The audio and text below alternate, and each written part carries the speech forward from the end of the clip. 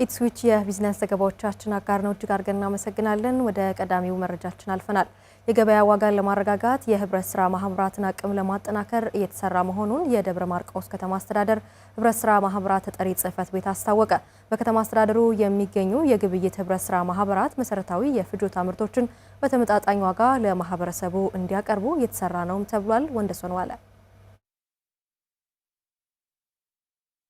በደብረ ማርቆስ ከተማ መሰረታዊ የፍጆታ ምርቶችን በየጊዜው ለማህበረሰቡ በማቅረብ እየሰሩ ከሚገኙ ተቋማት መካከል ንጋት ህብረት ስራ ማህበራት ዩኒየን ተጠቃሽ ነው። ዩኒየኑ የኢንዱስትሪና የግብርና ምርቶችን በተመጣጣኝ ዋጋ በከተማው ለሚገኙ ህብረት ስራ ማህበራት በማሰራጨት የዋጋ ንረትን ለማረጋጋት እየሰራ መሆኑን የዩኒየኑ የቦርድ ሰብሳቢ አቶ ሰለሞን አጥናፉ ገልጸዋል። ሸማቾች የህብረት ስራ ማህበር ዋና ዓላማው በከተማ ውስጥ ላይ የሚኖሩን የዜጎችን የኑሮ ውድነትን ማረጋጋት ነው። ዩኒየኑ ካሉት የሸማቾች የህብረት ስራ ማህበሮች ጋራ በቅርብ ቁርኝት እየተሰራ ነው ያለ።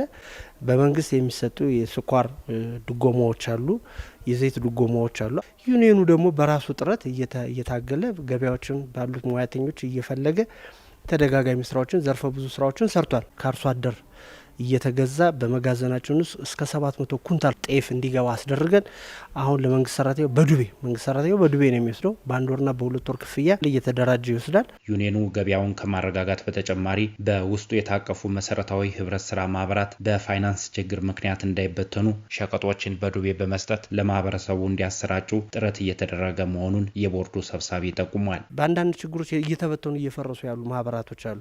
ስለዚህ ዩኒየኑ የእሱ አባል ስለሆኑ ምንድነው እያደረገ ያለ የመጣውን ፕሮዳክት በክሬዲት ይሰጣቸዋል። ሽጣው እንዲመልሱ እያደረግን ያለ ነው። ህብረተሰቡ መሰረታዊ ፍጆታዎች አካባቢው ላይ ያገኛል በተመጣጣኝ ዋጋ። ሁለተኛ መሰረታዊ ማህበረሰቡ እንዳይበተኑና እንዳይፈርሱ ደግሞ የፋይናንስ ችግር ገጥሟቸው እንዳይበተኑ ድጋፍ እያደረግላቸው ነው። የደብረ ማርቆስ ከተማ ህብረት ስራ ማህበራት ተጠሪ ጽህፈት ቤት ኃላፊ ዘርፌ ከበደ ተቋሙ የኑሮ ውድነትን የማረጋጋት ግብ አስቀምጦ ከተቋማት ጋር በቅንጅት እየሰራ መሆኑን ገልጸዋል። የካፒታል አቅማቸው እንዲያድግና እየሰጡት ያለው አገልግሎት እንዲሻሻል ማህበራትን ለማዋሃድ የሂሳብ አያያዛቸው እንዲሻሻል ሰፊ ጥረት እየተደረገ ነው ብለዋል። ይህንን ተዘዋዋሪ ፈንድ ደግሞ በአግባቡ የተጠቀምንበት ሁኔታ ነው ያለ። በተለይ ከራሳቸው 19.7 ሚሊዮን የሚሆን ደግሞ የራሳቸውን ካፒታል ጭምር አብረው በመጨመር ወደ 39 ሚሊዮን 700 ብር ለዋጋ ማረጋጋት ስራ የተሰራበት ሁኔታ ነው ያለ። 17 ማህበሮች ደግሞ ተሳታፊ የሆኑበት ሁኔታ ነው ያለ። እኛ አሁን ተቋሙ ሪፎርም ላይ ነው።